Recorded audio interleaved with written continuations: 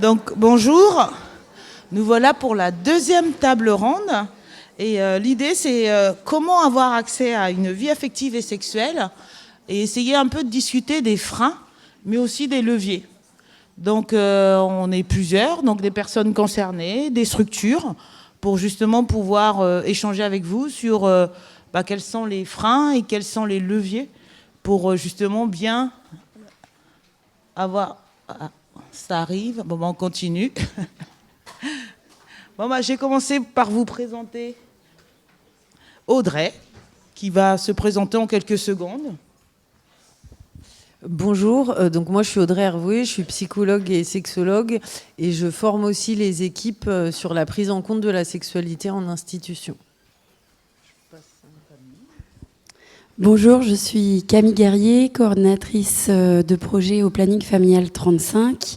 Planning Familial 35, structure qui accueille les personnes, toutes personnes, sur les questions de vie affective et sexuelle, à la fois sur le volet médical et le volet écoute, mais aussi propose des actions collectives de prévention et de la formation des professionnels sur les questions de vie affective et sexuelle, et notamment le lien entre vie affective et sexuelle et handicap.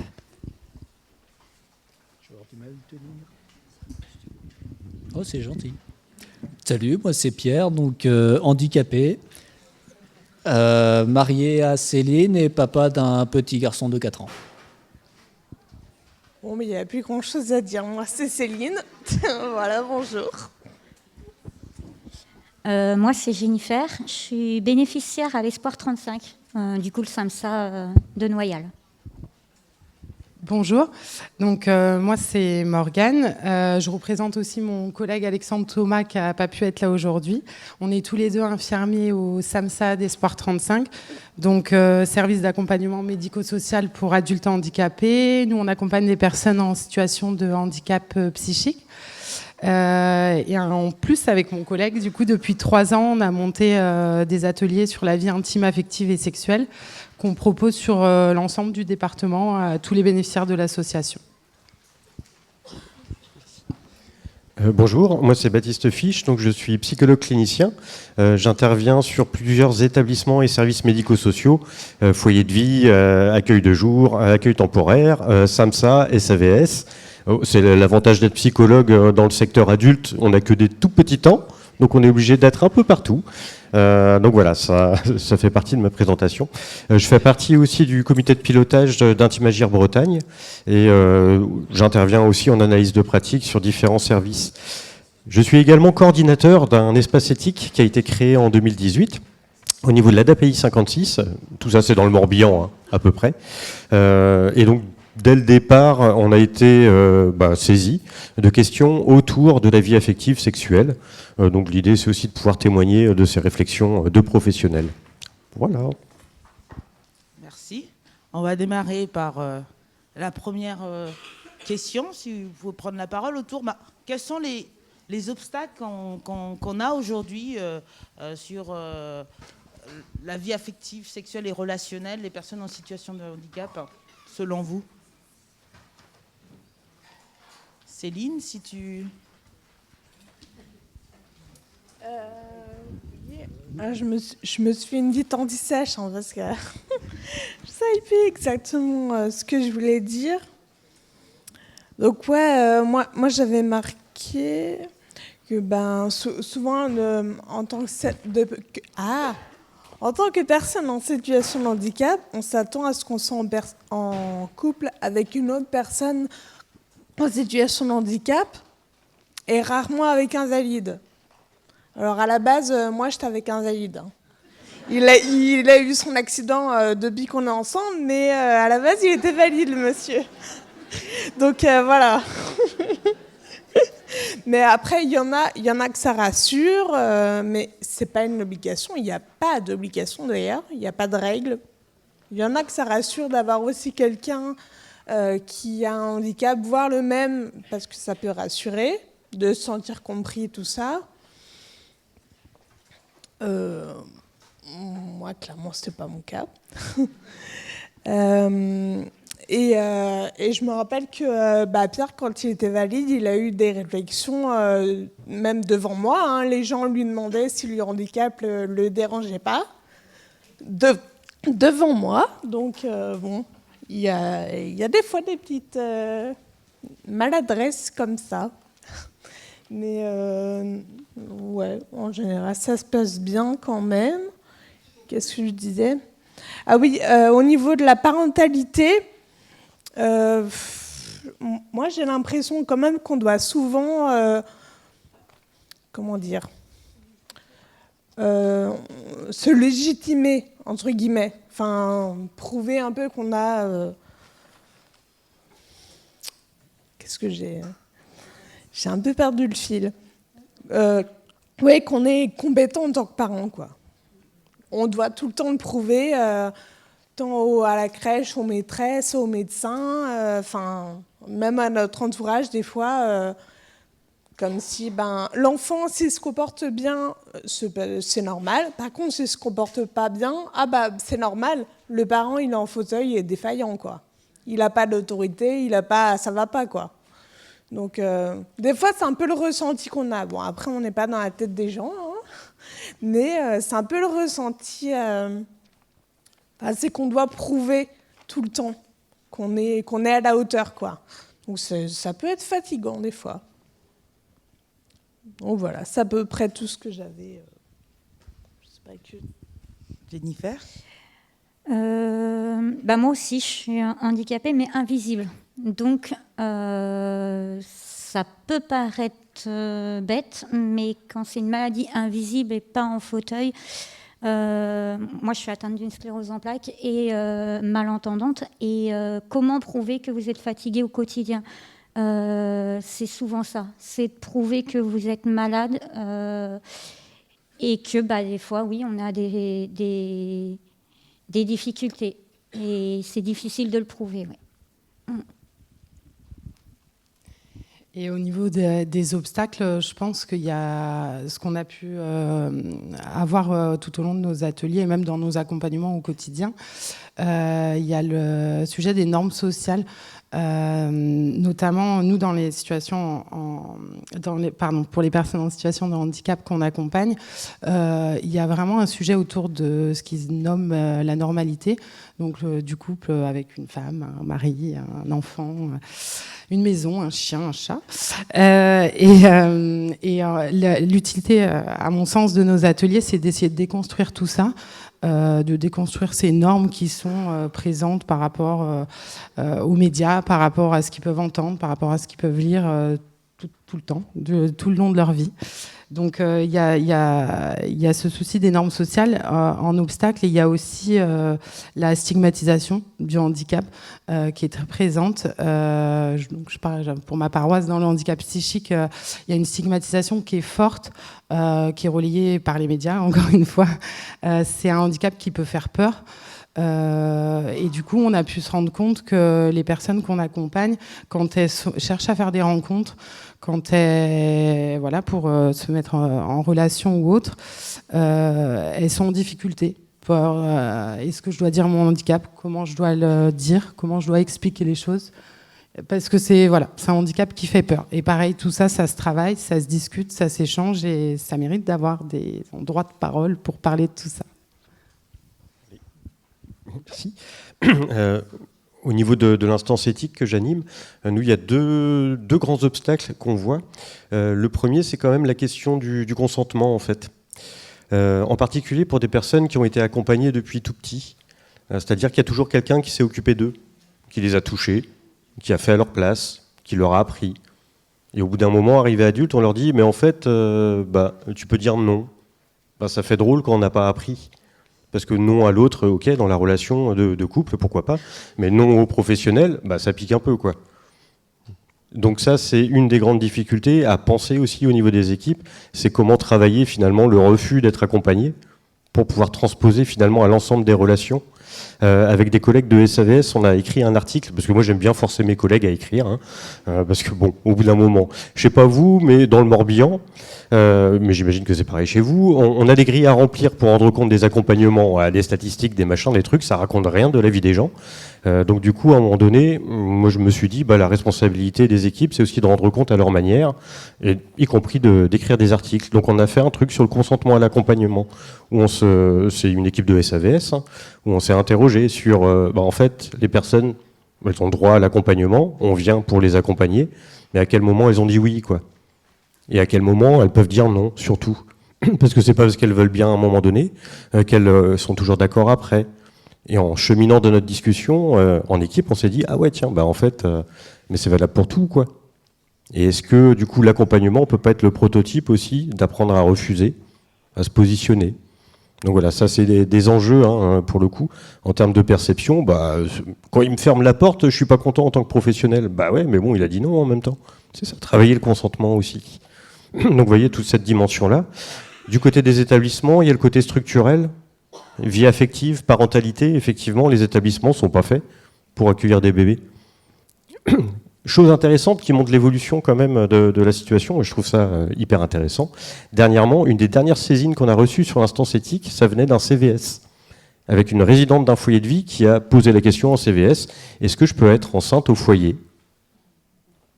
Je vous raconte pas la tronche des représentants des familles, des professionnels, de tout le monde, hein. Elle avait prévenu personne, hein. Donc voilà.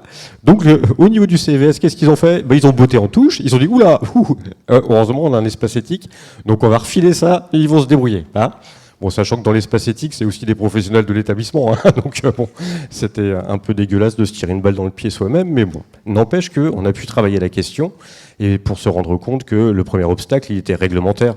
Il y a des établissements pour majeurs, il y a des établissements pour mineurs. Voilà. La seule façon de mixer les deux, c'est les établissements de protection de l'enfance.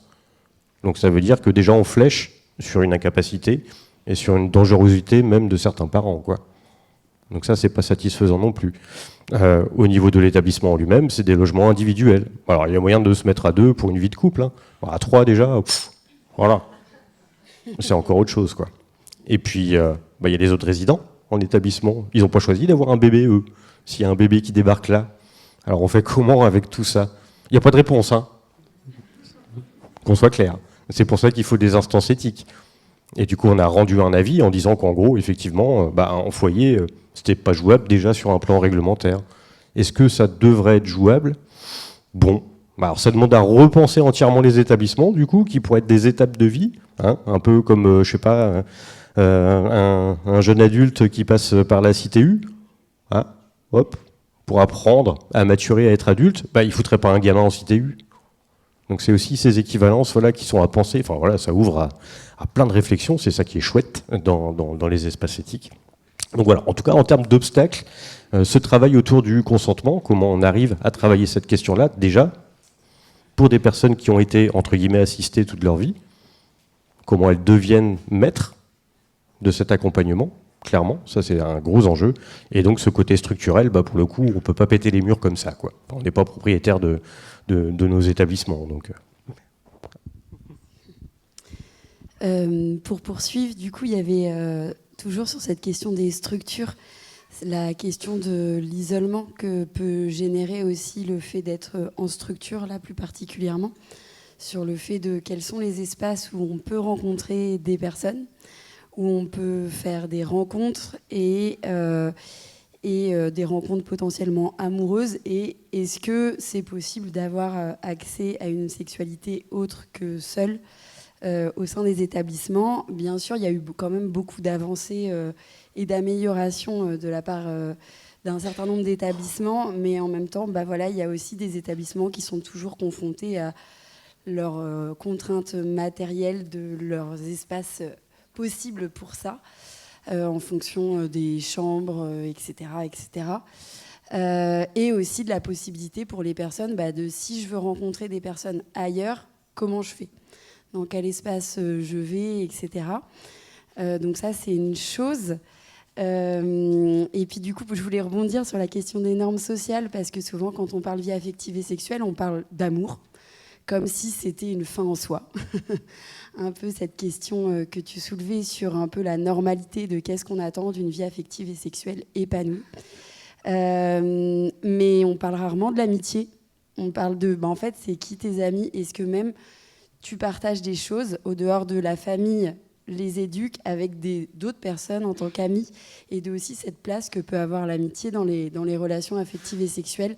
Ça mériterait plus largement au niveau sociétal peut-être d'être interrogé comme un espace d'épanouissement, parce qu'il y a beaucoup de personnes célibataires qui peuvent être très heureuses et heureux sans amour. Et pour certaines personnes en situation de handicap, ils disent bien que ça peut des fois être plus pénible qu'autre chose d'être en relation de couple. Et d'ailleurs pas que pour les personnes en situation de handicap. On s'entend. Et qu'est-ce que je voulais dire d'autre? Oui, l'accès à l'information. C'est vrai que du coup, il y a un certain nombre de règlements qui peuvent poser des fois les interdits. Mais en fonction, c'est des fois plus difficile d'avoir accès aux droits et de l'information à c'est quoi mes droits, à qu'est-ce que je peux ou je peux pas. Bien sûr, je ne stigmatise aucun établissement. Bien sûr, il y a beaucoup eu d'évolutions sur le sujet, et notamment en fait quand il s'agit de sujets qui peuvent être tabous. Et du coup, par exemple, une personne qui va se masturber dans des espaces qui ne sont pas adaptés. Parce que, il n'y a pas eu de discussion là-dessus, ou peu importe les raisons. Bref, c'est des choses que des fois des établissements peuvent rencontrer. Et de comment on fait de ce sujet un sujet parmi tant d'autres, où, en fait, oui, c'est normal, il n'y a pas de problème avec la masturbation. Par contre, il y a des espaces où c'est OK et des espaces où c'est pas OK. Et du coup, pouvoir en faire un sujet parmi tant d'autres pour donner l'accès, par exemple, là, je vous donne cet exemple d'information, mais ça peut être l'accès à la contraception, à l'avortement, etc., etc. Des fois, ça permet juste de reposer et de dédramatiser, un comportement qui, à un moment donné, n'a pas été adapté, effectivement, a pu mettre la personne en danger ou en difficulté, voire même exposer d'autres personnes, du coup, ce qui est quelque chose qui est interdit par la loi. Et du coup, de le reposer, et des fois, ça peut séréniser ou apaiser certaines personnes, d'avoir en fait des espaces de discussion qui donnent accès à une information objective, et en même temps, un espace de parole sur le sujet peut aussi permettre de réguler et de permettre d'accéder à certaines choses de manière plus épanouie. Moi, sur la question des représentations, je voulais revenir aussi sur le fait que parfois, il y a une crainte. Alors, si on est sur une sexualité un peu différente, entre guillemets, de la norme, j'aime pas l'appeler comme ça, mais voilà, c'est perçu comme ça au niveau de la société. Les gens, parfois, préfèrent y renoncer. Parce qu'ils disent, en fait, déjà, quand je me balade, on me regarde. J'ai déjà un regard sur moi, sur mon handicap. Et si, en plus, je suis, par exemple, avec une personne du même sexe dans la rue, en fait, je vais subir une double stigmatisation. On va me regarder aussi pour ce point-là. Et donc, j'ai des gens qui vont renoncer à cette question de la sexualité pour éviter, en fait, une autre stigmatisation. Ou alors, et notamment plutôt dans du handicap mental, des gens qui vont dire « Non, mais papa et maman, ils sont pas d'accord avec ça. Donc, je me réfrène parce que, en fait, c'est pas facile de se rebeller contre ses parents. Et que, du coup, quand on est aussi tributaire d'eux pour sortir le week-end, pour avoir une vie, on veut pas se fâcher. » Et puis, pour revenir aussi sur d'autres freins, il y en a un qui est très concret, l'absence de lit double dans beaucoup d'institutions. Moi, j'ai travaillé longtemps dans un foyer de vie avec des gens en situation de handicap physique assez lourd. Je me dis, mais comment ils font pour tenir dans le lit?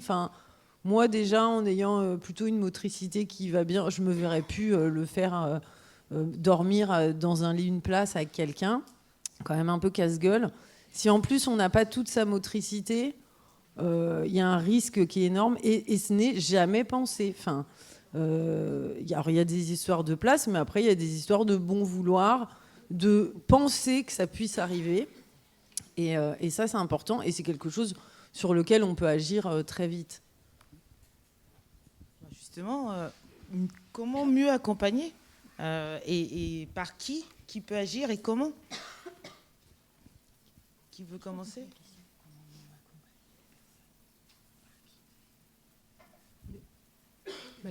Je commence là. Voilà, commence. Comment m'y accompagner, je reprends un petit peu sur le manque d'informations qui a été cité tout à l'heure.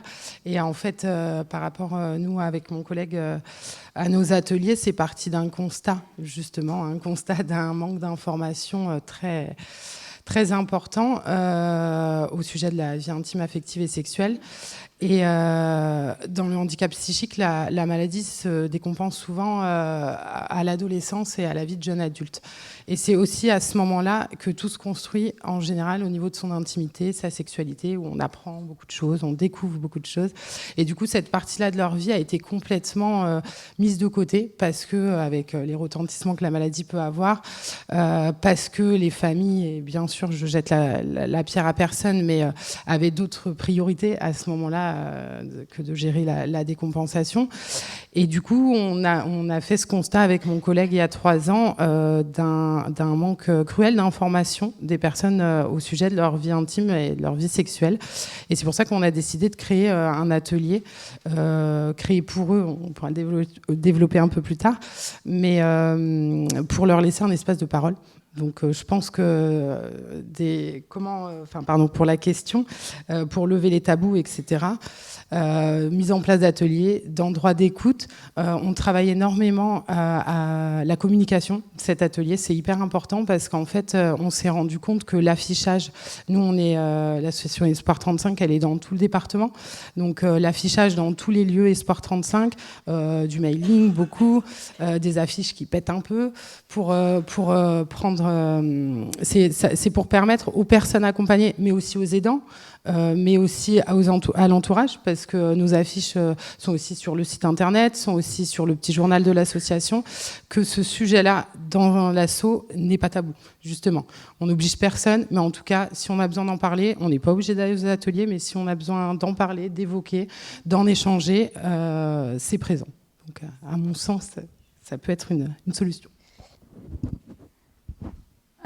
Moi qui ai à l'Espoir 35, sans être trop personnel, mais moi je sais que dans ma famille c'est tabou, on n'en parle pas. Et ben moi je sais que j'ai un endroit à l'Espoir 35 pour en parler. J'ai mes référentes, j'ai ces ateliers-là pour apprendre et aussi pour parler et pour vider un peu le sac quand on a trop de questions, quand ça va pas, ben on a cet endroit-là en fait pour parler. Donc, ouais.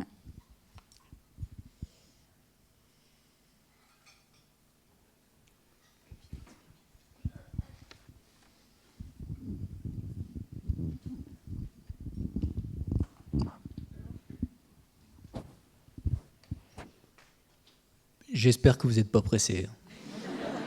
Lâche en vitesse maximum.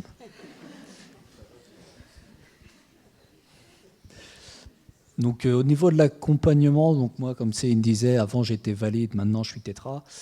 Là-dessus je pourrais pas trop en parler, mais je sais que si vous connaissez la chaîne YouTube Légende, il y a un thérapeute sexuel qui en parle, qui est basé sur Lyon je crois, et qui justement se déplace avec certains de ses collègues qui se déplacent partout en France et qui accompagne justement régulièrement des personnes en situation de handicap. Je ne pourrais absolument pas vous redonner son nom parce que je m'en souviens pas. Donc il accompagne des personnes en situation de handicap, que ce soit hommes, femmes. Et là-dessus, je crois qu'il a dû faire 2, 3 vidéos. Je ne sais plus, tu les as vues, toi, Doudou ? C'est elle qui regarde les vidéos, c'est moi qui m'en souviens. Donc, des vidéos dont, si je me souviens bien, sont relativement intéressantes. Enfin, relativement très intéressantes, plutôt. Oui, j'en perds mes mots, j'ai le droit. Et voilà, c'est à peu près tout ce que j'avais à dire là sur ma petite parenthèse à moi. Et maintenant, si vous voulez le micro, débrouillez-vous. On en a un deuxième. Audrey ?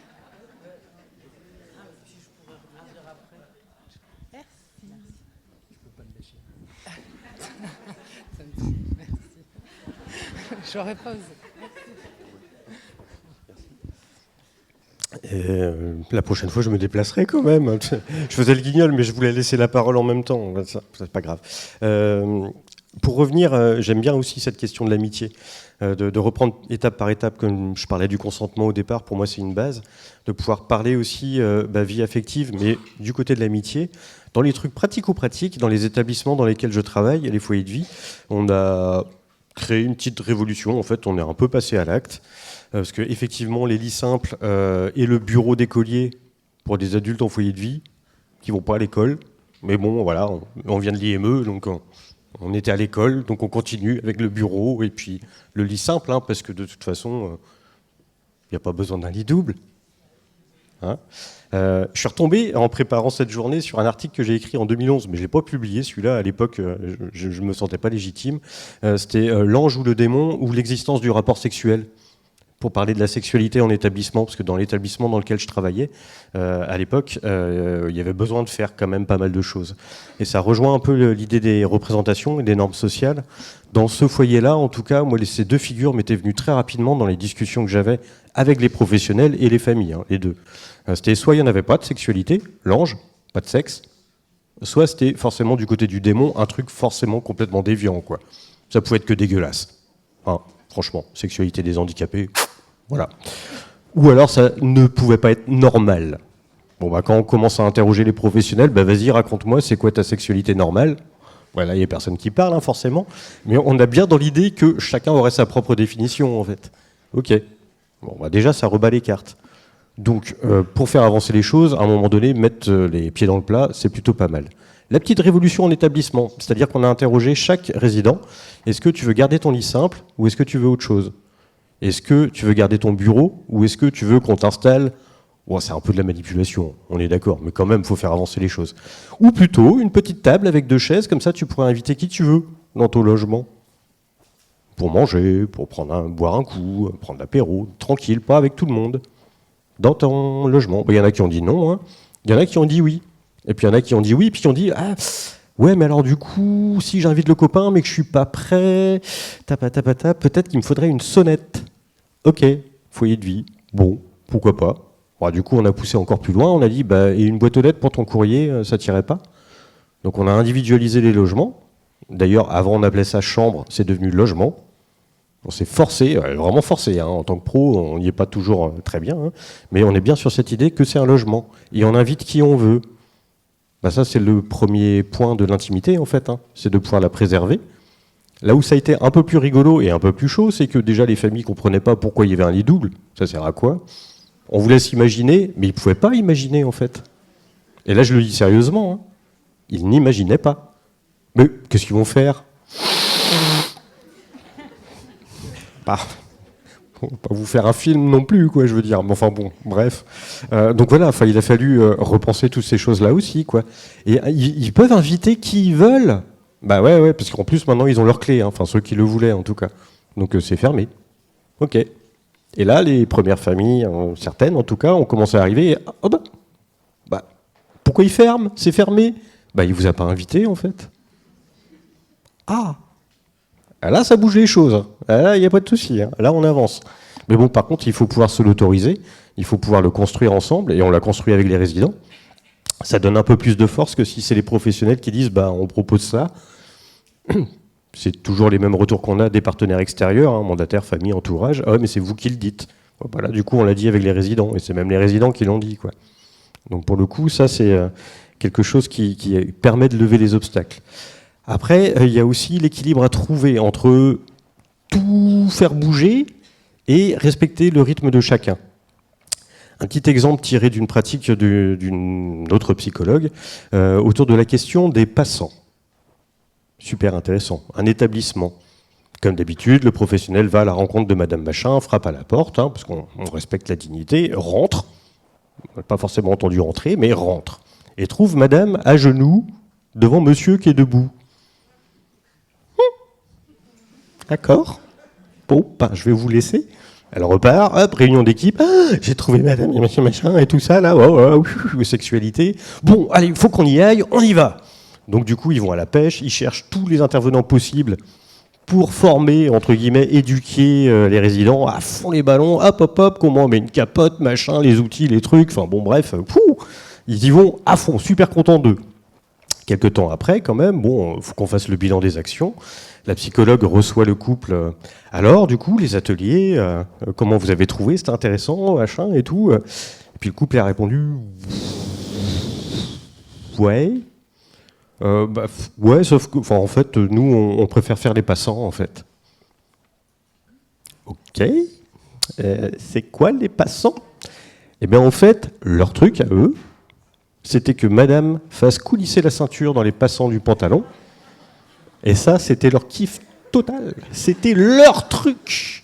Donc tout ce qui était préservatif, machin, tout ça, c'était très intéressant, hein, on peut toujours s'intéresser, sauf que du coup c'était complètement inadapté parce qu'eux ils avaient déjà un choix de sexualité qui était fait, ils avaient trouvé leur machin, ils n'avaient pas besoin d'être accompagnés en fait.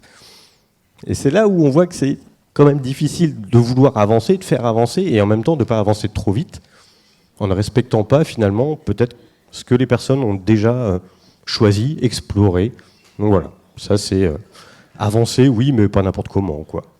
Pas sans les personnes concernées, en tout cas.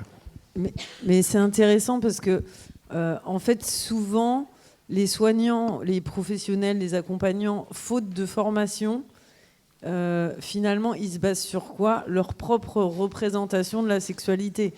Donc, qu'est-ce qu'on fait quand on est dans une chambre? On a un rapport sexuel de telle et telle façon, scripté comme on a les normes. Alors qu'effectivement, finalement, c'est très varié. Et les passants, on prend note de cette nouvelle pratique. Moi, je vais avoir un peu des réponses comme ça. Ça va être parsemé. Sur les traitements, quand tu dis ça arrive à l'adolescence, les troubles psychiques et tout ça, il y a du traitement en général qui va avec. Et les médecins et les psychiatres n'informent absolument pas sur l'impact des traitements sur la sexualité. Et ça va agir sur toutes les phases de la sexualité, à la fois le désir, l'excitation, donc avec des problèmes de lubrification par exemple, ou d'érection, et puis des problèmes d'éjaculation aussi, ou d'orgasme. Et ça, c'est terrible, parce qu'en fait, on s'en fiche un peu. Moi, là, je travaille en psychiatrie. J'ai une patiente qui, du coup, avec son traitement, n'a plus d'orgasme. Donc, elle voit vraiment la différence. Depuis qu'il y a le traitement, elle n'a plus d'orgasme. Elle appelle pour le dire, pour informer, pour voilà, qu'on puisse modifier ça. Et là, le psychiatre me répond, quand même, elle n'a pas de pudeur de vous parler de ça. Là, je me dis, alors déjà, en plus, quand on est psy, je pense qu'on a quand même un accès à l'intimité des gens. Et voilà, en fait, ce qu'on en a fait de cette histoire, point barre, fin de l'histoire, elle se débrouille ailleurs. En gros, c'est ce qu'on lui renvoie. Donc, pour les jeunes qui n'ont pas forcément eu de connaissances corporelle. Moi, j'ai des patients, des fois, qui me disent « Mais du coup, c'est cassé, c'est fichu, ça pourra plus remarcher. » Parce qu'on leur réexplique pas. Donc, il y a ce besoin-là aussi. Il y a sur tout ce qui est la question générale, en parler, c'est hyper important. Dans les projets personnalisés des personnes, alors je dis pas de le noter, parce qu'il y a une part intime, mais de l'avoir en tête que ça peut être un sujet qui est abordé. Alors, on parle en institution de la constipation sans tabou. Ça, vraiment, c'est le sujet number one des collègues. En fait, il faudrait pouvoir poser les questions à tout niveau. L'infirmière, elle va poser au niveau urinaire, au niveau... Par contre, la gynéco, la ménopause, les problèmes de lubrification, les frottis, les machins, avec des gens qui sont en plus ultra médicalisés, ça, on n'est pas concerné. Exactement. Exactement. On retrouve cette question de l'impensé. Donc, en fait, se le mettre un peu dans un coin de la tête. Et puis, dernier truc, après je redonne la parole. Dans ce qui était dit tout à l'heure sur le consentement, je suis pleinement d'accord, et je rajouterais aussi le consentement aux soins. C'est-à-dire que pour des gens qui sont manipulés, notamment corporellement, depuis le plus jeune âge. En fait, quand est-ce qu'à un moment donné, parce que quand on est soignant, on a l'habitude d'intervenir sur le corps, mais quand est-ce qu'on va expliquer aux gens, ben voilà, là je te touche parce qu'en fait tu as besoin d'aide, mais c'est un acte médical ou je sais pas comment on peut le dire, mais voilà, c'est une zone intime, je le fais parce qu'il y a un contexte. Parce que c'est un soin, parce que c'est... nous, quand on a des enfants, vous l'avez vu, vous avez un enfant, à un moment, on se retire, ils font tout seuls, ils développent une intimité. Quand on a une dépendance physique, évidemment, on a besoin de quelqu'un. Mais en fait, ça banalise ce toucher du corps constant. Et donc, il faudrait, dès le plus jeune âge, en fait, expliquer, ben voilà, là, je le fais parce que tu as besoin, en fait, que je t'aide, mais dans la vie, on ne touche pas les zones intimes comme ça de tout le monde, etc. Il y a un cadre, un contexte et tout ça. Et ça, ce sera aussi hyper important et hyper protecteur par rapport aux violences sexuelles.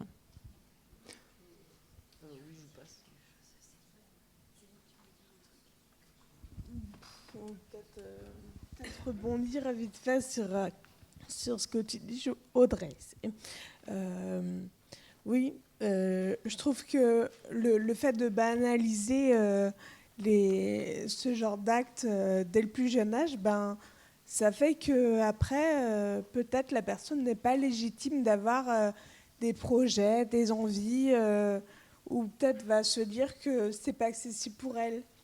Par exemple, des projets professionnels, des projets familiaux, le fait d'avoir des enfants, le fait d'avoir un ou une chérie, d'avoir une vie affective et sexuelle, on y revient.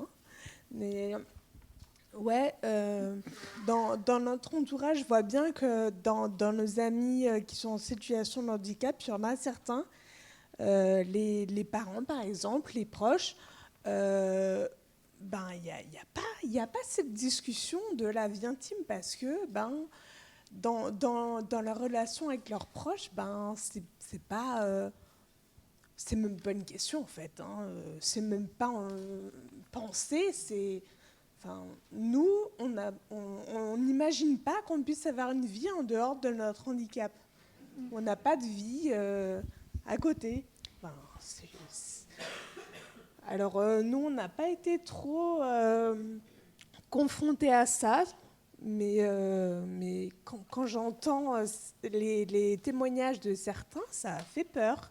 Parce que je me dis, il y a des proches qui ne sont pas ouverts du tout. Et du coup, les gens, ils aimeraient bien en parler avec leurs proches, mais ils ne savent pas forcément comment faire et tout. Et des fois, je trouve que c'est aux proches et aux aidants de pouvoir aussi entamer le dialogue comme ça. Si la personne elle a envie d'en parler, elle peut.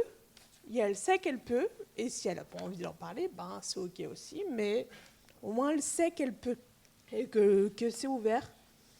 Parce que ouais, des fois, on a des projets qui ne sont pas adaptés. Et je connais des personnes, des filles notamment, qui ont des rêves d'être maman. Et en fait, les parents disent non, t'es en fauteuil, tu ne seras pas maman. C'est possible.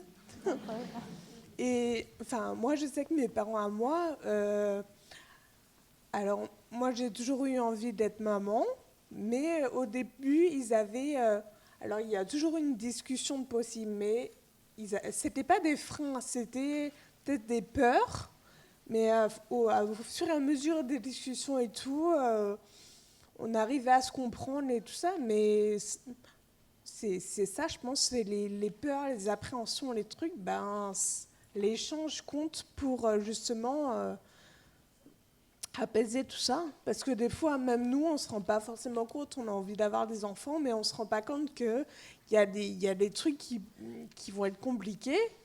On ne se rend pas forcément compte de tous les aspects. Et avec la discussion, ça peut aider. Alors, l'un ou l'autre, mais je trouve que c'est quand même assez essentiel, la discussion. Ouais, je rajouterais que moi, personne handicapée aussi, je sais que dans ma famille, on ne voit pas la vie personnelle. Je m'explique, c'est-à-dire que vous êtes handicapé, on vous voit que handicapé. On vous voit pas comme une personne qui peut être maman, qui peuvent avoir des projets professionnels, qui peuvent avoir une vie normale, en fait. Enfin, je viens de vous dire qu'est-ce que c'est une vie normale, mais on vous voit pas comme une personne qui peut avoir des projets, on vous voit comme quelqu'un de malade. Et ça, c'est toute votre vie, en fait, que vous le subissez, j'ai l'impression. Et je voulais juste rajouter sur 2 points. Il y avait la place des professionnels dans l'accompagnement de la VIAS qui a été évoquée tout à l'heure. Et on a pu, avec mon collègue, faire ce constat que ça pouvait être compliqué pour certains professionnels de parler de vie intime, affective et sexuelle avec les personnes accompagnées. Et ce qu'on entend complètement, tout le monde n'est pas à l'aise. Et du coup, on a décidé de créer un atelier pour les professionnels, de les mettre en situation, des ateliers qu'on propose habituellement aux personnes accompagnées.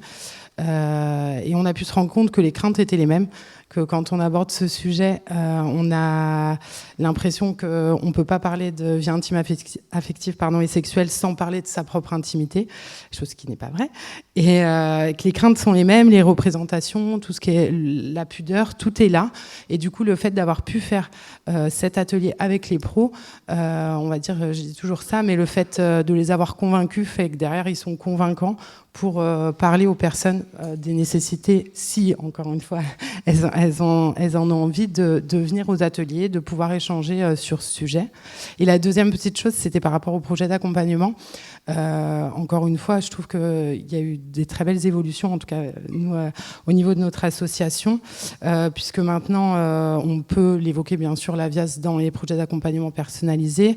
La vie intime, affective et sexuelle est aussi dans notre projet de service et cité. On a été nommé, mon collègue et moi-même, comme référent VIAS au sein de l'association, donc officiellement. Et tout ça, en fait, c'est une petite passe décisive pour notre direction, parce que je trouvais que c'est important de dire que tout ça, ça peut se faire parce qu'on a une direction qui est derrière nous. Et sans rentrer dans les détails, mais ça fait depuis 3 ans, il y a eu un changement de direction. Je jette la pierre à personne, mais en tout cas, le directeur actuel, une fois qu'on lui avait présenté notre projet, nous a tout validé.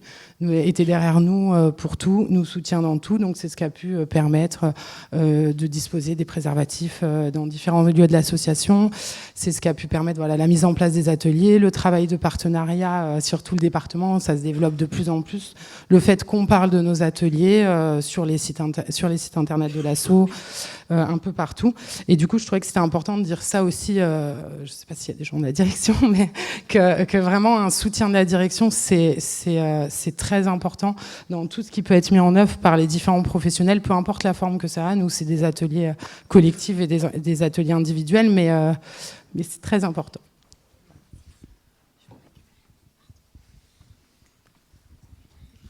C'est très bien, une fois qu'on a le soutien, jusqu'où on va dans l'accompagnement? Parce que accompagner la vie affective et sexuelle, jusqu'où?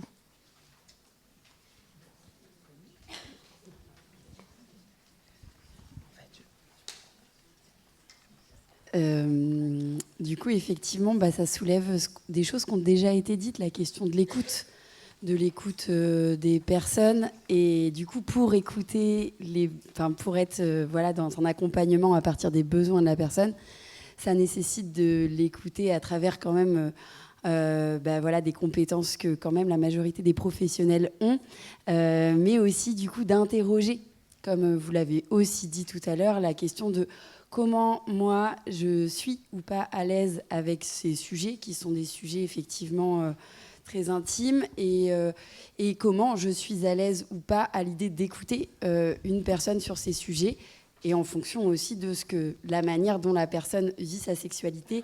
Des fois, ça peut nous faire violence ou autre chose.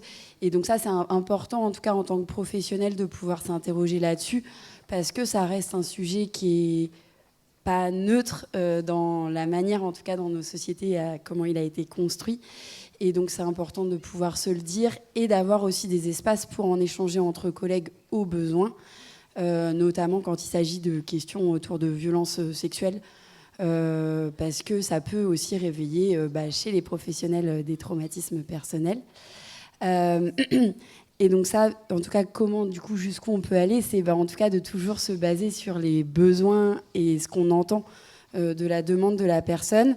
Mais par contre, effectivement, ça interroge en fonction de certaines personnes qui se sont construites à travers un certain malaise ou une certaine gêne, de comment, du coup, on les encourage à parler de ça, comme tu disais, Jennifer, tout à l'heure. Si toi, il n'y avait pas eu un autre espace où tu avais pu te saisir de ça, du coup, comment tu aurais pu t'en saisir, puisqu'à la base, tu venais d'une famille assez gênée sur le sujet, si j'ai cru comprendre. Oui, puis il y a ce sujet. Après, je ne vais pas rentrer dans ma vie intime, mais effectivement, il y a eu des problèmes dans la famille qui font que... Et c'est comment aborder ce sujet et comment avancer, parce que moi, je n'ai pas eu la chance, avant le SAMSA, d'avoir des professionnels pour m'aider non plus. Donc, c'est comment trouver une porte ouverte, un bureau ouvert, en fait, pour parler de tout ça, ouais.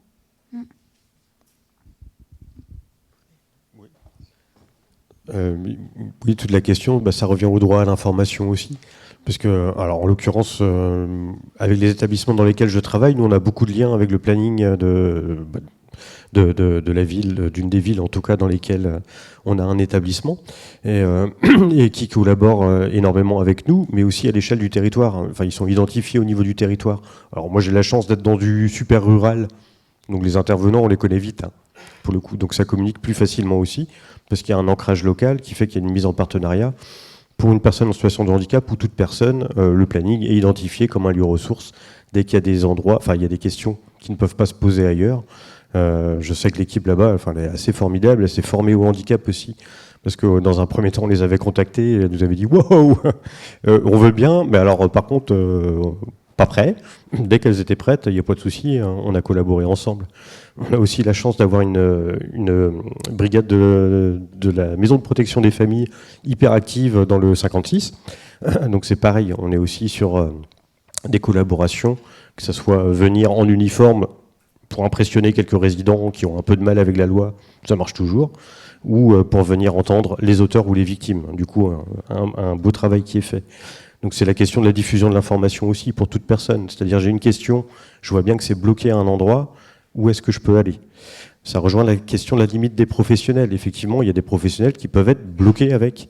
On a beau être un super professionnel, il y a des thématiques qui sont plus compliquées, et c'est à un moment donné comment on accepte aussi, y compris pour soi, de ne pas être en mesure d'accueillir ça. Par contre, si on n'est pas en mesure d'accueillir, et on le sait, c'est vers qui on oriente. Alors des référents, des collègues plus à l'aise, un partenaire très identifié, mais pour moi l'enjeu il est plutôt là. Jusqu'où on peut aller ? Bon, j'ai envie de dire, faire gaffe au cadre légal quand même, mais sinon, c'est jusqu'où on peut aller.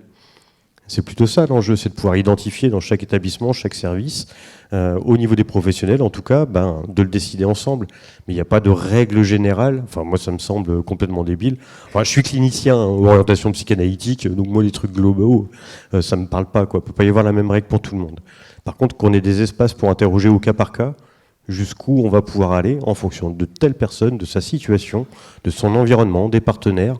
C'est tout ça qui rentre en jeu, mais il n'y a pas une bonne réponse, pour moi.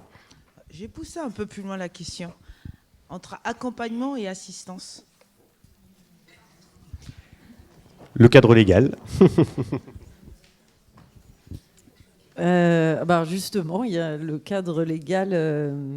il peut permettre l'assistance sexuelle, mais avec des contraintes par ricochet, on va dire. Alors moi, je dirais que la limite pour les professionnels, ils n'ont pas à être là dans un moment où la personne elle va être dans une situation d'excitation.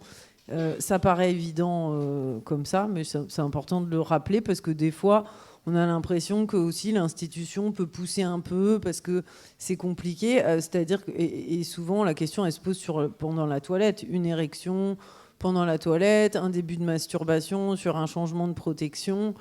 Alors il y a des vieilles infirmières qui m'ont dit nous on nous a appris un coup de jet d'eau froide, là ça calme tout de suite, ou alors a priori pincer comme ça là ça calme, mais alors moi j'ai d'autres propositions. Laisser la personne, si elle peut être en sécurité, qu'elle puisse faire les choses tranquillement. Et puis après, effectivement, il y a vite des limites qui peuvent se poser parce que la personne, des fois, n'a pas accès à son corps ou ne peut pas utiliser par elle-même des objets sexuels. Ça nécessite des fois de positionner en amont. Alors, en fait, c'est du bidouillage. Hein. Donc, pour moi, il ne faut plus être là s'il y a excitation, érection, etc.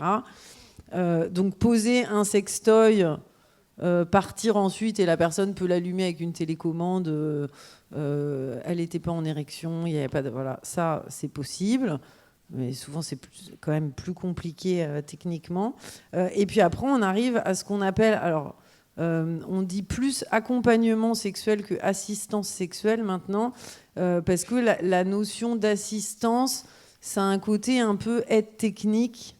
On assiste, voilà, allô, dépannage, assistance, machin. Et là, en fait, l'accompagnement sexuel, c'est beaucoup plus global parce que ça a aussi une valeur éducative pour les gens. Donc, l'accompagnement sexuel. Alors, c'est légal dans le sens où ça tombe sous les mêmes critères que la prostitution, c'est-à-dire que c'est du contact peau à peau, avec un but de satisfaction sexuelle et une rémunération, une promesse de rémunération. On est sur les critères de la prostitution. Et du coup, la prostitution pour les travailleurs du sexe n'est pas interdite, c'est le client qui est pénalisé. Je regarde les gendarmes en même temps pour voir si j'ai les gros yeux ou si... vous redévelopperez. En tout cas, voilà. Bon, moi, je me base sur les infos des juristes, mais ce sera très intéressant, votre complément. En fait, le problème... Donc, nous, en tant que professionnels, on peut dire... Oui, il existe des services d'accompagnement sexuel. Il y en a 2. l'APAS, A2P-AS, fondée notamment par Marcel Nuss, et puis Corps Solidaire, qui est une asso franco-suisse. On peut aller, on peut avoir de la mise en lien pour de l'accompagnement sexuel. Par contre, souvent, en fait, on a des gens qu'on accompagne où on ne peut pas juste leur donner leur info. Parce qu'en fait, ils ne vont pas pouvoir... Techniquement, moi, j'ai accompagné un patient qui demandait ça, il avait la sclérose en plaques. Si j'écrivais pas le mail, il pouvait pas le faire. C'est bien beau d'avoir l'info, mais ou si on sait pas lire ou écrire, ou si on sait pas utiliser un ordi. D'ailleurs, souvent, il y a ni Internet, ni ordi dans les chambres en institution, enfin, là où j'étais. Donc, en fait, on peut informer les gens, leur dire que ça existe, qu'ils peuvent, mais en fait, ils n'ont pas les capacités, quelles qu'elles soient, pour solliciter. Et si nous, on contribue à la mise en lien, du coup, on relève pénalement du proxénétisme. Même, c'est pas une question d'argent, le proxénétisme. Enfin, c'est pas une question de se faire de l'argent, c'est vraiment la mise en lien. Donc, en fait, c'est un vrai nœud, tout ça. Il y a eu une étude en 2024 en Bourgogne-Franche-Comté d'expérimentation d'accompagnement sexuel. Qui, du coup, dans l'analyse, a dit que...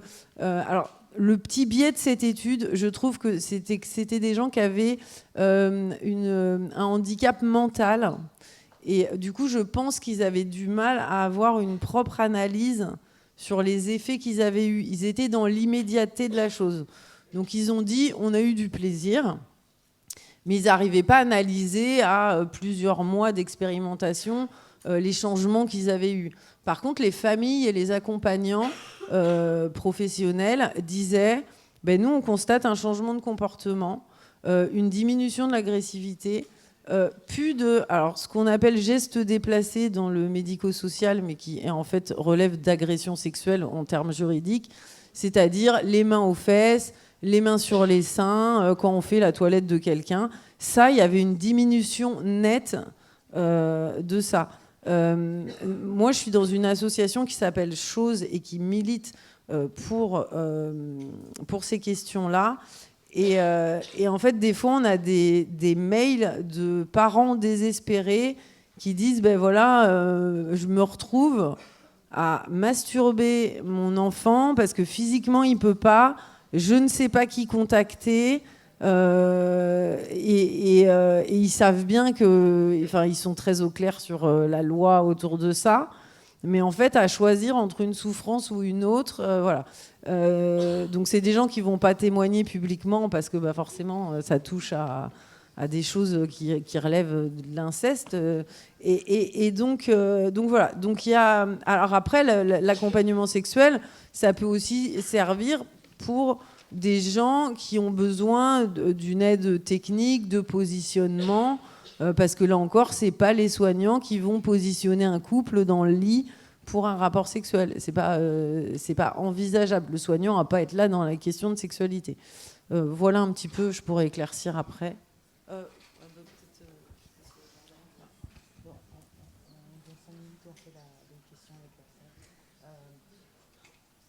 Aujourd'hui, comment rencontrer, que ce soit amicalement ou relationnellement, rencontrer des gens pour justement échanger, notamment la place des sites et des applications.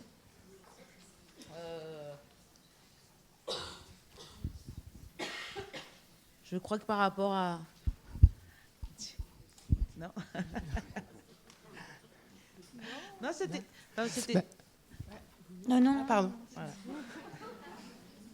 Voilà. Au niveau des sites de rencontres et des applications, on a pu faire le constat, encore une fois, avec mon collègue, que c'était très présent, comme partout.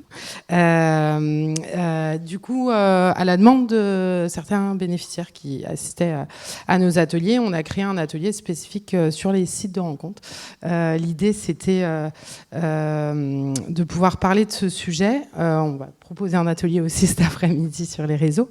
Mais par rapport aux sites de rencontres, en fait, on a pu se faire un constat, encore une fois, c'est qu'il y avait une énorme culpabilité pour les personnes qu'on accompagne d'aller sur ces sites.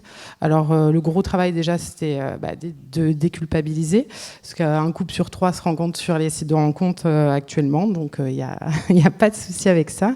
On a pu essayer d'apporter à notre niveau, encore une fois, une petite aide sur comment choisir sa photo, quelle posture avoir, quels peuvent être les premiers échanges, etc. Parce qu'en fait, on en parlera cet après-midi, bien sûr, dans l'atelier, mais de par la vulnérabilité que certaines personnes en situation de handicap psychique peuvent avoir, c'est aussi, il y a aussi une part de prévention à avoir par rapport à ces sites.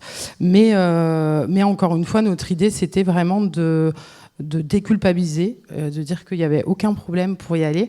Et il y a beaucoup de personnes qui vont, mais qui s'en cachent, enfin en tout cas nous, dans les retours qu'on a eus.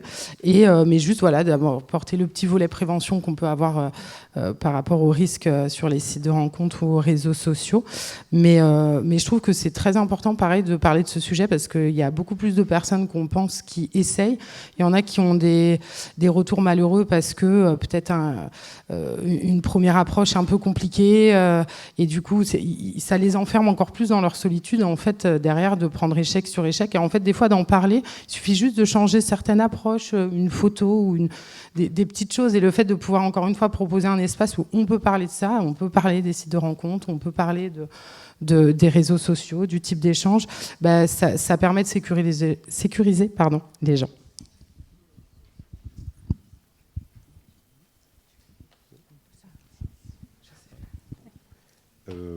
Alors, moi, sur les occasions de rencontre, après, j'ai un point de vue un peu particulier, parce qu'avant d'être psychologue, j'étais dans les séjours adaptés, moi. J'ai bossé 10 ans dans les séjours adaptés. Donc, mes premières rencontres, on va dire, autour de la question de la vie affective et sexuelle des personnes en situation de handicap, c'était en séjour adapté. Moi, j'ai eu le droit, effectivement, je vois sur le dossier marqué accompagnement à la douche. Bon, du coup, j'y vais, je nettoie le bonhomme, Au bout d'un moment, je questionne l'équipe. Effectivement, il a l'air content de la façon dont je fais la douche. Donc après, j'ai su que c'était accompagnement, ça voulait pas dire faire à la place. Voilà. Mais bon, quand on démarre, on sait pas trop. À peine 20 balais, peu de formation en séjour adapté. Et puis j'ai rencontré aussi d'autres vacanciers qui m'expliquaient que ils étaient certains même mariés, en couple, et trucs. Ah ouais, trop cool. Du coup, il est où ton conjoint? C'est le monsieur avec qui tu tiens la main? Ah non, ça c'est pour les vacances. Ok, bon, donc voilà, les vacances, c'est quand même un super truc pour rencontrer du monde. Séjour adapté ou non, pour le coup. Là où je veux en venir, c'est qu'à un moment donné, pour pouvoir être dans la rencontre, il faut avoir ces formes de participation sociale, mais qui sont communes à n'importe qui. C'est pouvoir aller vers d'autres personnes, rencontrer des inconnus. Moi, dans les associations dans lesquelles je travaille, là, on est à fond sur la culture et l'art, sur la création artistique. Et quand on crée quelque chose, on va le montrer après. Donc on se déplace et on sensibilise en même temps à l'art c'est chouette, la culture c'est chouette. En plus, ça permet de rencontrer des gens et d'avoir quelque chose à discuter. Parce que pour certaines personnes qu'on accompagne, elles veulent absolument rencontrer quelqu'un, mais elles n'ont rien à raconter en fait. Une fois que j'ai dit, voilà, je vis en établissement. Ok, voilà, ou je suis handicapé. Voilà. Pour discuter avec n'importe qui, y compris avec leur propre famille, et justement pour se débarrasser un peu du stigmate « je suis que handicapé », pour moi c'est hyper important d'aller vers cette fréquentation de la culture, de ce qui fait le lien social. Du coup c'est un petit peu important de le défendre dans les temps à venir, si vous voyez ce que je veux dire. Petit moment politique quand même, hein. C'est-à-dire que voilà, là il y a moyen de faire de la rencontre, en ayant un objet à partager. Et si on n'a pas d'objet à partager, on ne peut pas rencontrer. Donc voilà, moi je défends les vacances, le sport, le loisir, la culture, tout ce qui permet ces rencontres. Ensuite, de responsabilité de chacun, on offre, on donne accès à des espaces de rencontre. Après, pour la rencontre, vous vous débrouillez, quoi. On ne va pas les choisir. Parce que sur la question des réseaux... Désolée. Tu vas me couper. On va échanger avec la salle pour avoir quand même quelques questions de la salle. Et effectivement, on pourra revenir là-dessus. Mais là, si on veut échanger avec la salle... C'est aussi le rôle. Hein. Donc, si vous avez des questions. Bonjour. Je me posais juste la question, vu qu'on était en train de parler des applications sur tout ce qui est handicap visible, moteur, etc. Est-ce que, du coup, les personnes ont tendance à montrer le handicap en question sur leurs photos, dans leur présentation, en parler ? Ou est-ce que, du coup, elles préfèrent ne pas en parler là et attendre la rencontre ou attendre les échanges d'abord ? Voilà, je me demandais si vous aviez des éléments de réponse dessus. Voilà. Qui veut répondre ?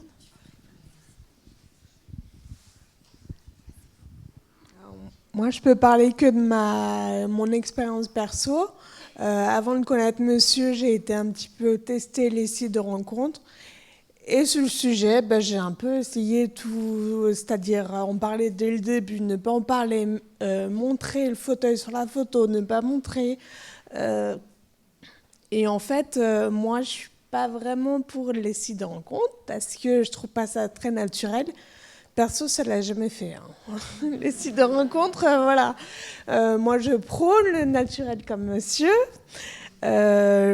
On s'est rencontrés tout à fait naturellement avec monsieur et je trouve ça comme ça met un peu moins la pression parce que des fois, valide ou pas, hein, d'ailleurs, on peut perdre tous ses moyens avec la pression, le fait de savoir qu'on va rencontrer quelqu'un, il faut se montrer sous son meilleur jour, blabla, enfin, ça met la pression.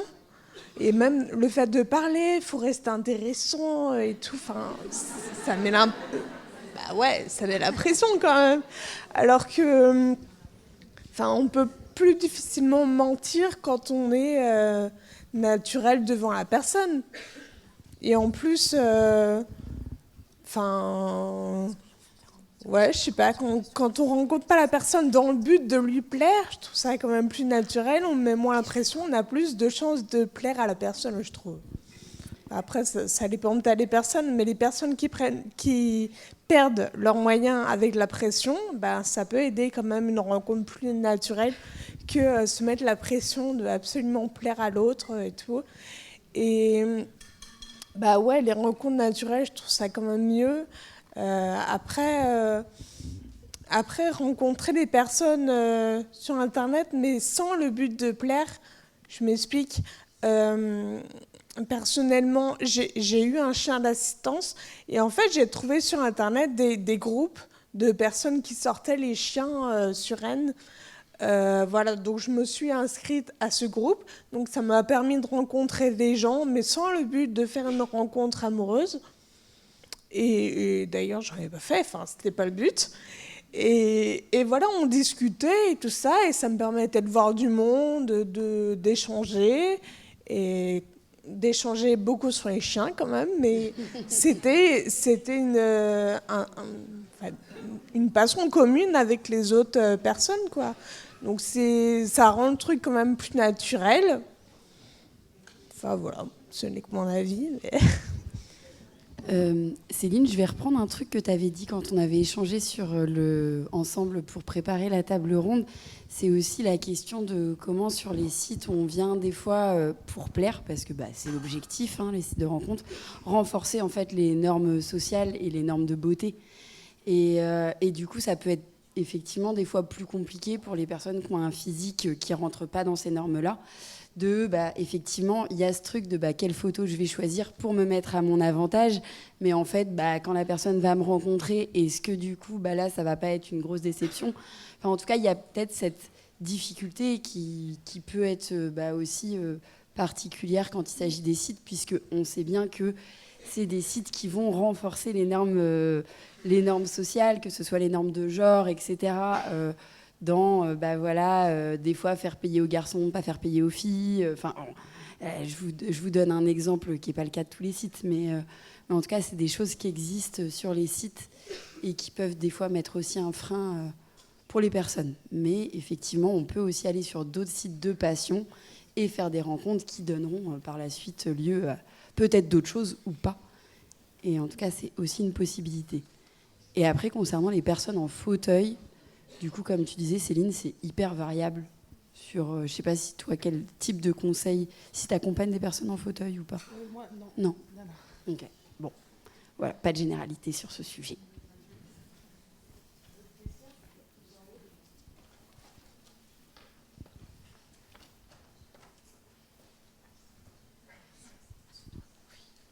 Bonjour, merci pour tous ces témoignages très riches. Je voulais juste préciser, quand vous avez évoqué le fait de pouvoir parler dans la famille et l'entourage de la vie intime, affective et sexuelle, ça c'est indépendamment du handicap, qu'il soit physique ou psychique, parce que il y a des familles où il y a une... je ne sais pas si c'est une pudeur ou pas, mais il y a des familles où c'est absolument pas abordé, indépendamment du handicap physique ou psychique. Concernant j'ai beaucoup aimé l'intervention, le fait de rappeler que pour se rencontrer, que ce soit amoureusement ou amicalement, il faille l'objet, qu'il y ait un objet de rencontre, la culture, l'association, le chien, qu'importe. Et ça, c'est pareil, j'ai envie de dire, c'est indépendamment du handicap physique ou psychique, c'est le lot de chacun. Les sites de rencontres, on pourrait faire une journée spéciale sur le site de rencontre parce que, indépendamment du handicap, c'est aussi très complexe. Je rejoins beaucoup ce que dit Madame. Il y a une espèce de pression pour plaire, se montrer sous son meilleur jour, avec ses points forts, ses points faibles, handicap physique, psychique, mais aussi ses qualités, ses défauts, ce qu'on est. Donc c'est vraiment un terme qui va bien au-delà du handicap. Voilà, c'est juste ça.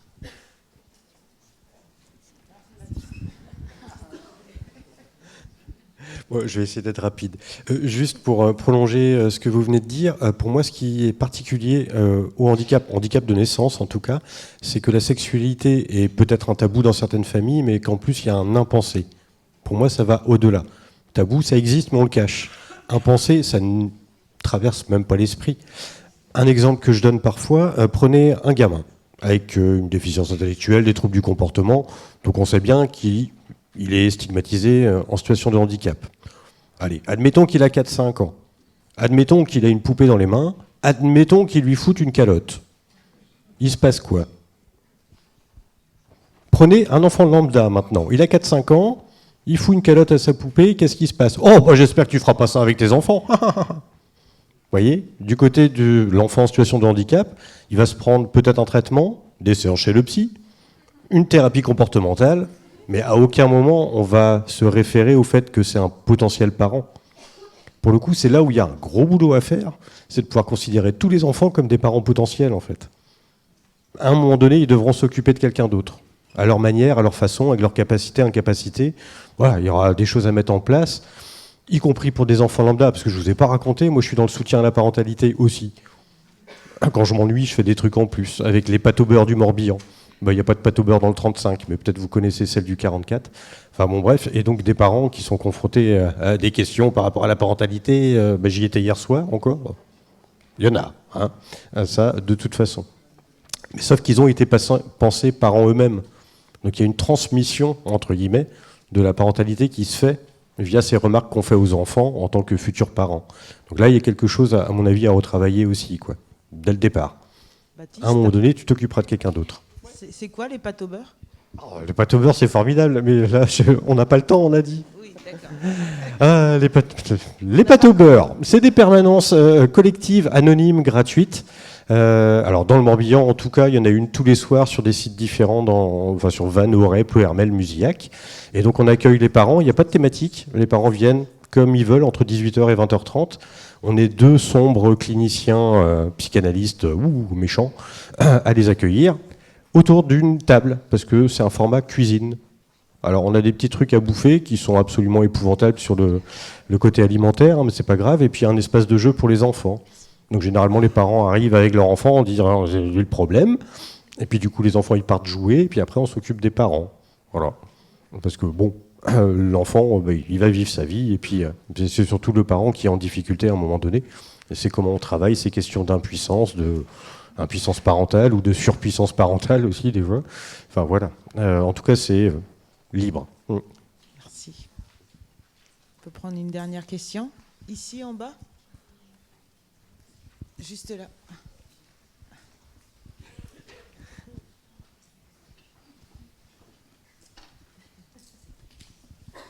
Je voulais revenir sur le sujet de l'accompagnement sexuel et un peu sur les réalités dans le 35, du coup, en Bretagne. J'imagine qu'on est ici plutôt sur la Bretagne. Dans les établissements, est-ce que les travailleuses du sexe, du coup, s'impliquent dans des établissements? Est-ce qu'il y a des demandes? La place du proxénétisme, comment ça se passe? Enfin, voilà, vraiment, plutôt pas sur le côté théorique, mais sur le côté réel de terrain. C'est quoi les réalités de terrain par rapport à ça? Dans le 35, je ne sais pas exactement. Je sais qu'aux dernières sessions de formation, il y a en tout cas il y a 2 ans, il y avait 2 accompagnants qui sortaient de leur promo de formation et qui pouvaient. Donc on m'avait dit en Bretagne. Voilà. Après, en fait, il y a souvent un respect aussi de l'anonymat des gens. Et donc moi, j'ai des infos, mais élargies. Par exemple, en Normandie, et là je peux le dire parce que le directeur d'établissement l'affiche tout haut, il fait venir.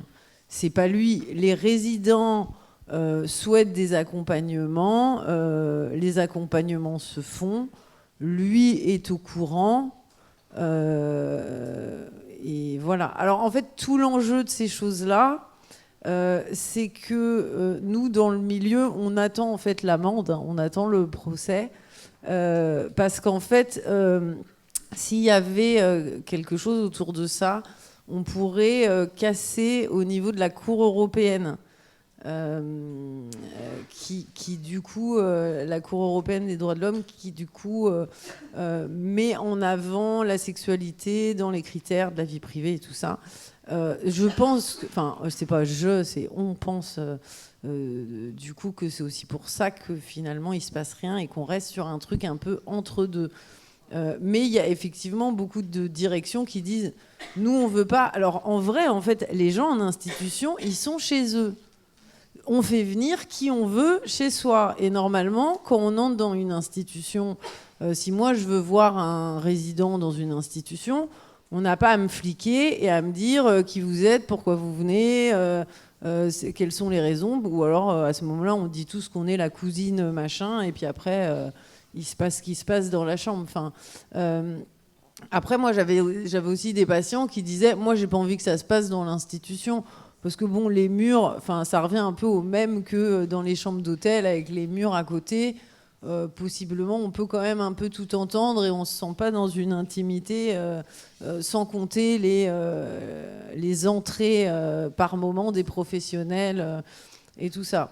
Donc en fait, c'est très caché, on n'a pas de chiffres parce que c'est et qu'en vrai, normalement, on n'a pas non plus à le savoir, dans le sens où finalement, si la personne prend contact, que les choses se font entre l'accompagnant et la personne, finalement, on n'est pas censé être au courant.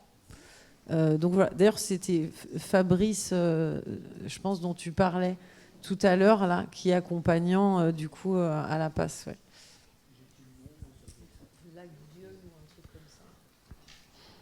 Alors moi, je ne peux pas parler pour le 35, mais pour le 56. En établissement, la plus grosse difficulté, en fait, c'est le budget. Enfin, quand on vit en établissement et qu'on n'a que 300 balles de reste à vivre, voilà, pour budgétiser une assistante sexuelle, c'est un peu compliqué. D'autant plus que dans la majeure partie des cas, alors soit il y a un mandataire, mais que ce soit la famille ou un mandataire externe, quand on leur en parle, c'est un peu compliqué de faire une ligne budgétaire pour le plaisir. Ça reste compliqué. En SAMSA et SAVS, par contre, ça marche, ouais. On y arrive plus. Alors j'ai envie de dire que la ligne budgétaire, elle pose problème parce qu'en fait, on n'est pas du tout au clair sur les droits au niveau des tutelles, que normalement, le reste à vivre, il n'y a rien à justifier au niveau des dépenses, que ça doit être sur le compte, que ça ne doit pas donner au compte-gouttes, et qu'en fait, à chaque fois, on dit les familles, mais finalement, si les familles respectaient le cadre de la tutelle, on n'aurait pas ces problèmes. Après, il y a la question économique, après, le moindre coût, puis si on est fumeur, il nous reste 30 €, enfin, voilà. On est sur l'échange avec le public, donc il y a non, juste avec les collègues gendarmes, on voulait juste réagir. Juste quand même, parce qu'on parle éthique, rappeler quand même qu'effectivement la prostitution est légale, mais l'exploitation sexuelle non. Qu'aujourd'hui vous parliez, à défaut de langage, mais d'assistante sexuelle, il faut quand même parler de la réalité de la prostitution. Aujourd'hui, on est quand même sur majoritairement des femmes précaires, vulnérables, issues pour beaucoup d'entre elles d'un parcours de violence. Donc ça pose quand même la question de qui intervient. Moi, je ne vais pas rentrer dans le débat réglementariste ou abolitionniste de la prostitution. La France a une position abolitionniste, c'est comme ça, en tout cas aujourd'hui. Donc effectivement, les clients sont pénalisés. Mais par contre, posez-vous en tant que professionnel la question de qui je fais intervenir. Cette personne est-elle pleinement consentante sur l'activité qu'elle va exercer, ou est-elle dans une question de vulnérabilité qui fait que c'est à défaut? On entend parler de formation. Aujourd'hui, ce n'est pas des formations qui sont diplômantes. Donc, qui les délivre, de quelle manière? Oui, voilà. alors, en tout cas, voilà, je veux juste, d'un point de vue légal... Ah non, mais alors, je suis d'accord. Alors, moi, je vais répondre. Et il faudrait peut-être que je le précise directement... quand j'en parle, en fait, alors notamment, moi je suis beaucoup en lien avec l'association Corps Solidaire, donc qui font une formation d'1 an, plus ensuite de l'analyse de pratique avec les professionnels, enfin les accompagnants qui sont sur le terrain. Et surtout, un des critères qui est mis pour éviter ces problèmes-là, c'est que ceux qui font de l'accompagnement, ça ne doit pas être leur principale source de revenus. C'est un des critères, justement, pour éviter ces questions-là de problématiques économiques. D'ailleurs, souvent, c'est des gens du médico-social qui sont touchés par la question et qui ont envie d'agir. Après, il y a d'autres assos où ça va être plus un axe prostitutionnel. Et encore, alors, de toute façon, l'accompagnement sexuel, même dans le milieu de la prostitution, ça fait débat, puisqu'il y a des travailleurs du sexe qui disent il n'y a pas besoin d'être formé, nous on fait, pourquoi faudrait être accompagnant? Enfin, voilà. Donc il y a des guerres dans tous les sens. En tout cas, nous, les gens, et moi, les gens avec qui je suis en lien, c'est des gens qu'on choisit, puisqu'ils ont un métier à côté avec une source de revenus. Et donc, on a cette garantie-là qu'ils ne le font pas parce qu'ils sont dans une précarité. Et il y a des règles comme ça pour les gens. Moi, je voulais rebondir sur la question du consentement. Alors, il y a effectivement le profil des gens qui vont être formés à être assistants sexuels, mais il y a les bénéficiaires, entre guillemets. Je vous avouerai quand même que j'ai beaucoup de mal avec ce principe-là. Vous avez donné un exemple qui, pour moi, m'a parlé en fait de quelqu'un qui, finalement, ne ressentait pas le plaisir en sens premier du terme, mais que les gens autour voyaient que son comportement était apaisé, que ça allait mieux. Moi, ça me fait penser à... Alors, c'est sûrement peut-être mon regard biaisé de gendarme, mais de réduire la personne à des pulsions sexuelles qu'il faut calmer pour qu'elle soit mieux. C'est ce qu'on disait anciennement des violeurs. C'est des pulsions, ils répondent à des pulsions, donc on réduisait ça à ça. Je trouve que c'est dangereux de faire ce raccourci parce que finalement, je me pose la question du consentement sur cette personne qui a bénéficié de cette assistance sexuelle. Est-ce que vraiment il comprenait tous les enjeux? Est-ce qu'il avait le discernement nécessaire pour dire oui ou non? Moi, ça me pose vraiment question. Après, je comprends bien que ça répond à un besoin physiologique et de personnes qui ne sont pas en capacité d'eux, ça je l'entends. Maintenant, je trouve que c'est une question extrêmement complexe et qui peut devenir dangereuse et pour la personne qui en bénéficie et pour les gens qui sont formés pour le faire. Voilà, ça mérite réflexion. Effectivement, éthiquement, moi, ça me pose question aussi. L'exploitation sexuelle, voilà, quand on connaît les dégâts et les profils des personnes, qu'elles soient majeures ou mineures, qui sont pris dans cette dynamique extrêmement délétère et violente, voilà, moi, je suis là pour poser des questions et pour rebondir sur ce que vous avez dit. Je ne connaissais pas ce dispositif, je le découvre, et du coup, ça m'amène à me dire qu'il faut poser un cadre vraiment hyper sécure, sans possibilité d'échapper à... Parce que vous voyez, quelqu'un qui va faire un accompagnement sexuel mais qui va agresser le bénéficiaire, parce qu'on n'est pas à l'abri qu'un assistant sexuel agresse du coup sexuellement la personne. Comment on va libérer la parole, comment on va le mettre en exergue, c'est déjà tellement compliqué dans l'exploitation sexuelle. Voilà. Vous voyez, c'est des réflexions que je vous partage, mais qui méritent, je trouve, d'être vraiment soulevées et réfléchies. Alors après, sur la question du consentement, c'est toujours à la demande déjà des personnes. Ensuite, on appelle ça... Alors là, c'était dans une étude, donc ils ont normalement blindé tout en amont. Hein. Après... j'ai pas participé à l'étude, j'ai lu les résultats. Après, déjà, il y a une étude. Les gens, c'est pas « Allô, ah oui, bon, bah, vous avez quelqu'un dans tel département, on vous le met. » Voilà. Non, il y a des gens, du coup, selon leur demande, déjà, on va pas y répondre. Parce que finalement, il manque quelque chose. Alors, je suis pas dans l'analyse, moi, des dossiers au préalable, mais parce que nous, on fait pas de mise en lien dans mon association, on milite sur les droits. Donc déjà, il y a tout un questionnement autour de ça. L'accompagnement sexuel, c'est pas la réponse à tout non plus. Et après, chaque accompagnant, et ça peut varier dans les rencontres, mais ses propres limites. En fait, dans ce qu'on nous dit, c'est que 90% du temps, il n'y a pas de rapport sexuel, entre guillemets. C'est souvent beaucoup plus de la sensualité et de la découverte du corps de l'autre, en fait. Avec cette possibilité d'apprendre, justement, oui, non, je ne veux pas que... Enfin, l'accompagnant a le droit de dire, je ne veux pas être touché ici, mes limites, c'est ça, moi, je veux bien qu'on m'embrasse, moi, je veux pas qu'on m'embrasse. Il y a tout un... Chacun redéfinit son cadre. Après, je comprends que ce soit un sujet très clivant, il n'y a pas de souci. Juste, le Conseil national consultatif d'éthique a rendu... alors, à botter en touche sur la thématique, mais il y a quand même un travail qui a été fait, qui date un peu, qui doit être réactualisé normalement là maintenant, à un moment donné. Dans le premier avis non rendu, enfin rendu mais pas complet, il mettait en avant aussi des expérimentations à l'étranger, pour le coup, puisque ce statut existe dans d'autres pays. Donc il y a aussi ce retour d'expérience-là. Après, là où je vous rejoins, c'est que, enfin, je vais le qualifier comme ça, mais c'est pas critique, hein, c'est quand même un micro-phénomène. Par rapport, moi, aux personnes avec lesquelles je travaille, la très très très très grande majorité leur demande, c'est pas ça. Hein. Ils disent bien, mais moi je veux pas un coup d'un soir, entre guillemets, quoi. Enfin, vous voyez, ils font des parallèles comme ça. Eux, ils veulent une relation longue, affectivée. Donc c'est pas... voilà. Pour autant, la situation se présente, et là je vous rejoins, ça mériterait aussi... de poursuivre, alors d'avoir des études, de se référer à l'étranger, de continuer à réfléchir à la question, parce qu'il y a quand même des publics empêchés, et que des fois, il y a besoin d'aider. Je reprends mon expérience de séjour adapté. Moi, j'ai aidé des gens à se positionner en séjour adapté, parce que j'avais pas de formation, et puis que voilà, et qui me demandaient, et comme je suis sympa, je les ai aidés. Mais bon, j'ai pas réfléchi, donc on peut aller très loin si on réfléchit pas non plus. Donc encore une fois, c'est bien cette question des limites, et comment on prend le temps de traiter cette question qui est sérieuse, qui a des conséquences, et pas l'évacuer comme on a toujours fait jusque-là. Merci beaucoup. On va clôturer là.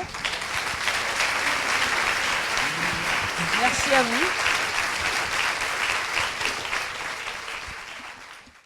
vous. De poursuivre, alors d'avoir des études, de se référer à l'étranger, de continuer à réfléchir à la question, parce qu'il y a quand même des publics empêchés, et que des fois, il y a besoin d'aider. Je reprends mon expérience de séjour adapté. Moi, j'ai aidé des gens à se positionner en séjour adapté parce que j'avais pas de formation et puis que voilà, et qui me demandaient, et comme je suis sympa, je les ai aidés. Mais bon, j'ai pas réfléchi. Donc on peut aller très loin si on réfléchit pas non plus. Donc encore une fois, c'est bien cette question des limites et comment on prend le temps de traiter cette question qui est sérieuse, qui a des conséquences, et pas l'évacuer comme on a toujours fait jusque-là. Merci beaucoup. On va clôturer là. Merci à vous.